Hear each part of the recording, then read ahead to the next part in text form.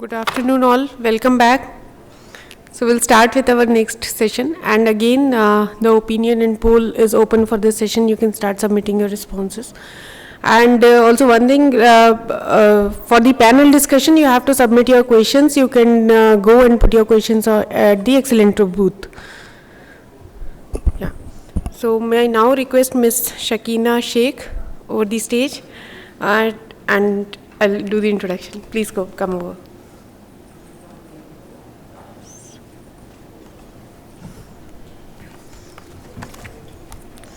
So Ms. Sakina, she is a technical lead, data engineering group, Digit Incorporation. Her focus area is implementing data engineering tools to build data ops pipeline, designing and developing microservice-based applications. Her topic of presentation is journey of implementing data ops pipeline using Apache, Kafka, Spark and ELK for monitoring. Welcome, Ms. Sakina. Thank you. Good afternoon, everybody. Little louder. Yes. Hope you had a great lunch today. To keep you awake, I have a very interesting topic, that is a journey towards data ops. Sounds boring, but it is not actually. So let's start. Myself, Sakina Sheikh. I am a data engineer working at Digite. So let's start it. So this is what we are covering today. What was the need of an organization? Then how that need led us towards data ops? Then why we chose Apache and NiFi? And finally, how we have implemented the data pipeline. So let's start. So the end objective of our product was, our product name is Rishi, which is AI and ML based. So what it does is, based on the current data, it predicts the performance of the key parameters. If the performance is deviating from it is deviating from the target, then it gives the insight that what has gone wrong in it. Then it recommends the solution. There is one more capability, that is what if, wherein the user can manually adjust or modify some parameters and check the outcome of that particular thing. So this use case seems to be very simple. It is kind of a tip of an iceberg, but there are many components involved beneath it, like for extracting the data and loading it, ETL is required. Then for processing the data and providing it for analyzing, data engineering is required.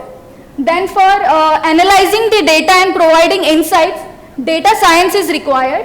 And for providing the data to UI layer, service layer is required. And for managing all these components, DevOps and monitoring is required. So for developing such a simple application data science product, so many components are required. So let's understand the data engineering part. So this is a sample pipeline. This is a subset of our actual data pipeline. So what it does is, it gets the raw data and filters and passes to the aggregation stage, where the data is aggregated weekly or monthly likewise. Then the data is imputed, that is, it is transformed in such a way that the model can understand. Then model predicts the data and values are passed to explainable AI package, that is a hybrid of algorithms used, which finds the recommendation, and then finally the data is rolled up and notified to the user, and data is finally dumped into the destination data source. So this is a sample data pipeline that was a requirement. So aggregation and imputation is developed in Spark. Why? Because it involves so many complex computation, and those computations are done on a volume of data. So Spark is the best approach to go with, because Spark is lightning fast, and also it distributes the data among the Spark nodes in the cluster. Then we have almost 15 plus models developed in many different languages like R, Java, Python, Scala, etc. And the explainable AI package is a hybrid of algorithm which is written in R and Java. And finally the service is written in Scala and Java. So these are the stages involved in our data pipeline. So these were the services, but how to develop or build these services? So there were two approaches, like monolithic way or microservices way. But in the earlier slide, we saw that the objective is already defined, and all services are developed in different technologies. So microservices was the best approach to go with. So then we dockerized our microservices, and this way it was microservice.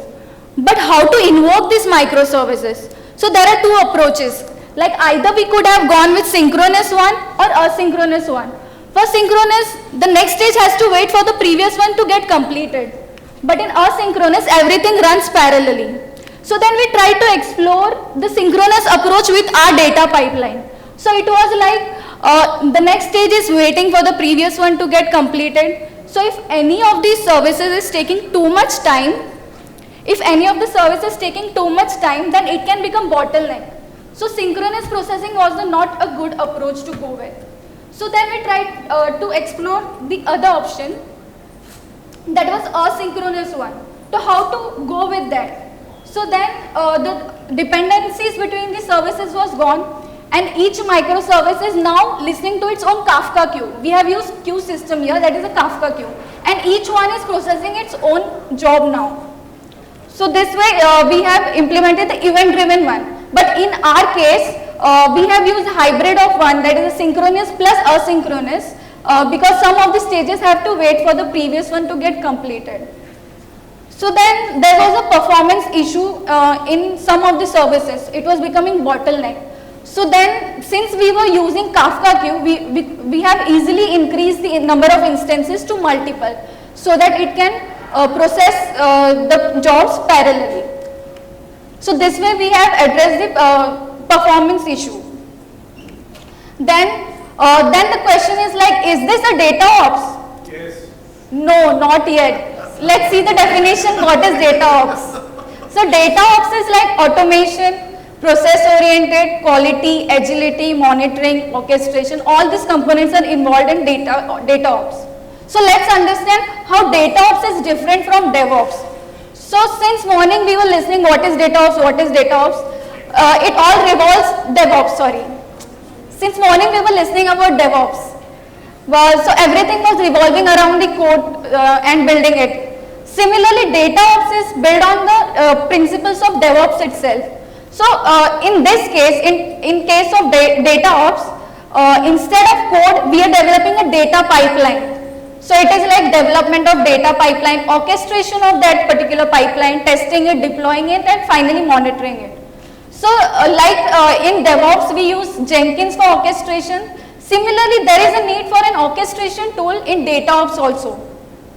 So then there was, in the previous slides, we saw that there were multiple microservices, each were listening to its own Kafka queue. So this was a virtual data pipeline, that was not an actual data pipeline through which we can get a unified view of all these services. So there was a clear need for an orchestrator in that. So then we tried to identify what are the characteristics that should be there in an orchestrator. So those were like, it should be real time, it should be customizable, like I can anytime should be able to customize it and use it according to my need. Then it should be scalable, like it should handle a huge volume of data, because in this case we are talking about big data. Then it should be secure, testing pipeline, etc. So these all characteristics should be there in a data pipeline orchestrator. So then there was a question like, either I should build it from scratch or buy it from market or go with the open source option. So among these options, it is a logical one that we should go with open source as it is free. It provides also battle tested solutions, so wherein so many contributors are involved from so many different companies who are all finding and fixing the bugs. So then we decided we should go with open source option. So then we tried to find all the options that are already available, that the options were like Apache NiFi, Apache Airflow. StreamSets is not the open source one, then Oozie. The rest three are open source. So then we tried to compare the already identified characteristics with these options. So Oozie was scalable, configurable, secure, but it was lacking in many of the characteristics that are key to the data pipeline. Then we tried to compare similarly the Apache NiFi. It was scalable, secure, but it was still lacking in some of the characteristics. But to our surprise, NiFi was fulfilling most of the characteristics. So we then decided to go with NiFi. But it was still lacking in one, that was real-time monitoring and reporting. So then we decided to go with Apache NiFi. So Apache NiFi is like a Swiss Army knife. It is kind of a toolbox where many different kinds of tools are present, and we can use those tools according to our need. So it provides a web-based application wherein a user can just drag and drop a particular processor on the canvas and use it and build a data pipeline. So Apache NiFi is more expressive to build a data pipeline rather than writing a code in command line or writing the code in any language. Then we can anytime start or stop or modify any parameters and check it in real time itself that what is going on in that pipeline. Then Apache NiFi supports all type of data like big data, small data, or streaming data anytime. Then there are some more interesting features of Apache NiFi. Like in the left hand side you can see this is a sample code written in Scala which consumes the data from the Kafka queue. So instead of writing so many number of lines of code, in Apache NiFi we can just drag and drop a particular processor on a canvas and user can use it and build a pipeline.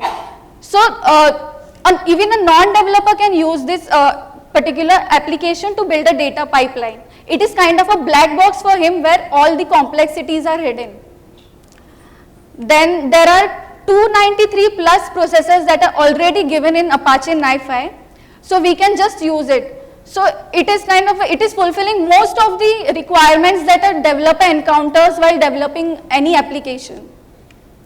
So these are all connectors that are provided in the Apache NiFi which we can use. So if any of these pre-built applications or processors are not fulfilling your requirement, then anytime a user can just write its own custom processor in Java language and use it. So in this room everybody is aware of what is the importance of log file for debugging and tracing it. So in Apache NiFi they have given very interesting feature that is data provenance, where it is capturing and storing each and every event that is happening to the data.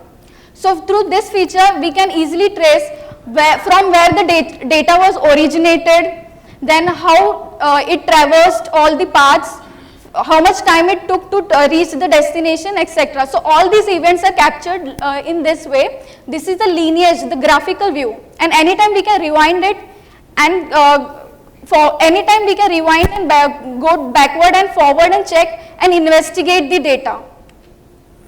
Then there is one more interesting feature, that is observability, wherein the user can at the real time itself check in the queue and see all the number of messages that are present in the real time itself, and even we can check the content of a particular message like this. Then playback, if a user has to debug any particular issue, then he can anytime replay the same exact event again. Then there are some more features like no data loss in the event of failure, as it is writing to the disk itself. Then we can, in the processor level or on the entire data pipeline level, we can increase the number of threads. Then we can scale the entire NiFi by adding a number of nodes in the NiFi cluster. Then we can integrate this application with any other application. Then the data pipeline which we are building on the NiFi, we can export the template and use it in any other project, so it is reusable. Then we can integrate this with the Git. So till now we saw all the features of Apache NiFi, but what about the CI/CD, the CI/CD pipeline, the way we use for any other application? Here in this case we are dealing with the data pipeline, that is the workflow. So in every organization we have multiple environments like dev, test, production, and if I want to move or push my changes from one environment to other, so NiFi gives a very good tool with it, that is Apache NiFi registry. It is kind of a repository where it stores all the shared resources, and these version flows we can easily integrate this with Git.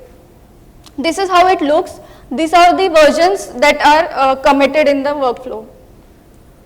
Then how to implement, how we have implemented DataOps. So this was our requirement which we saw in the first slide, aggregation, imputation, these are all services. So this is how we have implemented an Apache NiFi. So all the stages that were aggregation, imputation, these all were encapsulated into a process group, and each process group has its own internal flows. This is a stack that we are using in data pipeline.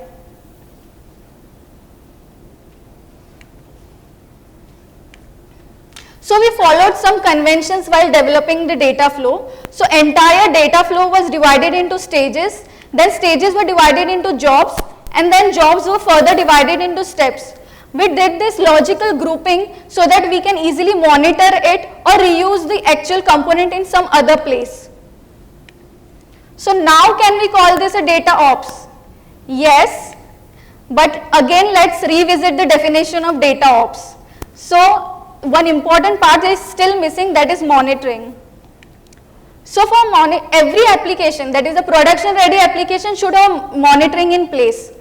So for checking the health of the system. So we have divided the monitoring into two parts, that is one is application monitoring and other one is system monitoring.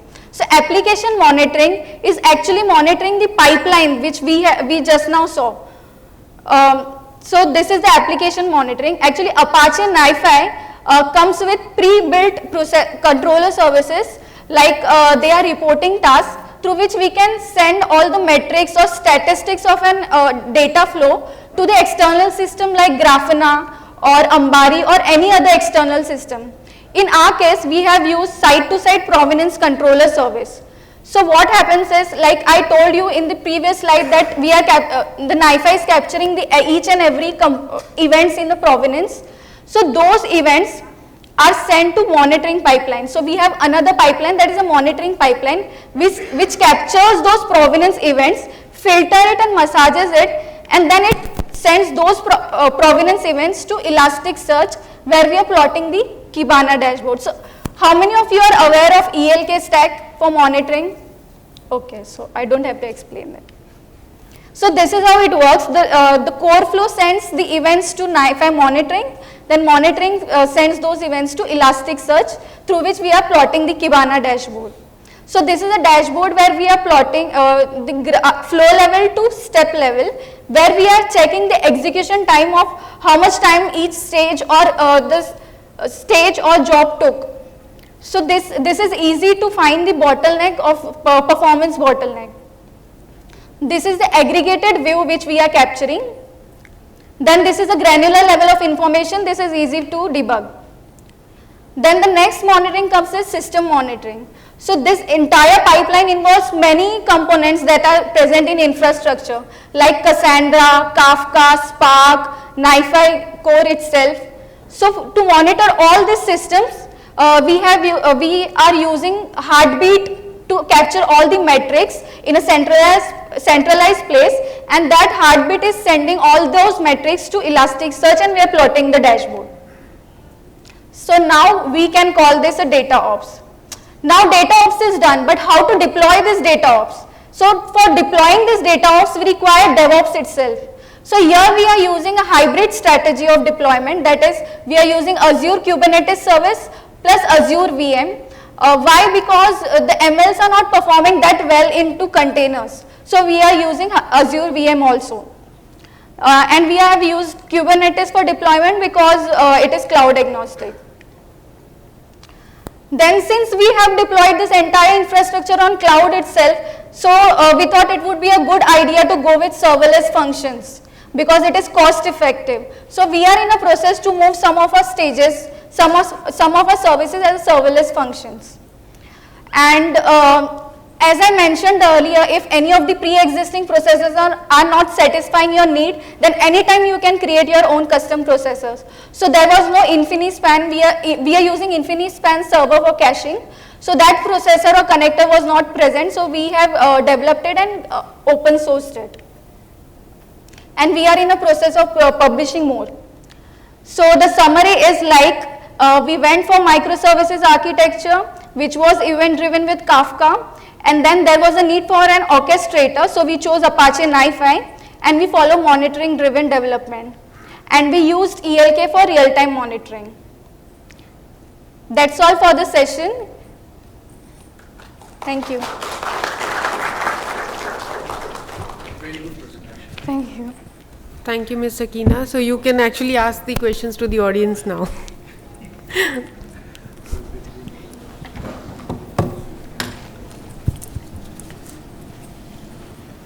Two questions.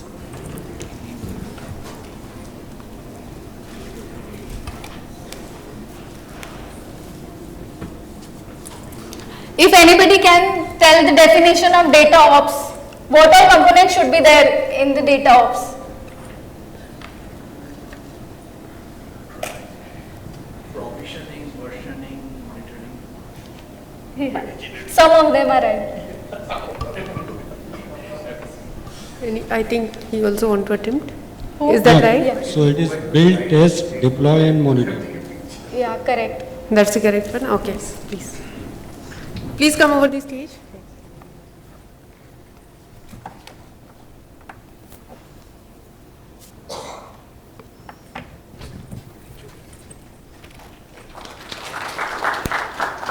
One more question. What all monitoring tools are there in the market? We have used ELK, but apart from ELK, any other options are there? Grafana is there, Kibana is there. Kibana part of Elastic. Yeah, everybody. Grafana, Kibana. You have to choose. You. Yeah, tell. Splunk. People are moving from Splunk to Elasticsearch already. Nagios is there, then Grafana, Symbaris. Okay, please come over the stage.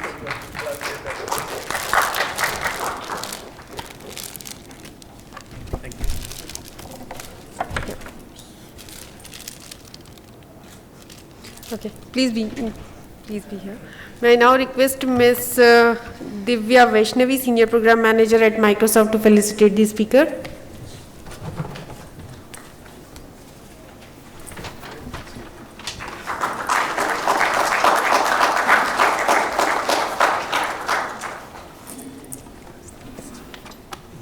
Thank you. Thank you.